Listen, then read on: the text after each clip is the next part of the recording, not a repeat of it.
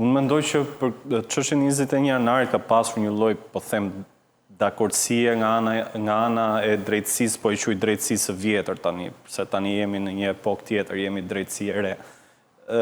Ka pasur një lloj dakordësie për ta mbyllur këtë çështje ashtu siç shkoi. Kështu që opozita sigurisht e kohës bënte politik me këtë çështje dhe sigurisht që qeveria asaj kohe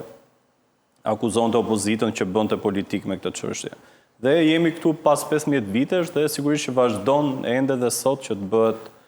bëhet politik me këtë çështje por ajo që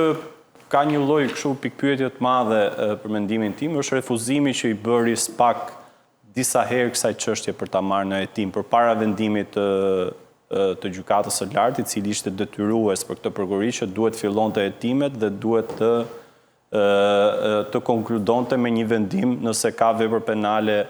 në këtë rast apo jo. Kështu që gjykata e lartë në fakt ka qenë goxha e ashpër në vendimin e saj me prokurorinë e posaçme, me gjykatën e shkallës së parë të posaçme dhe me gjykatën e apelit.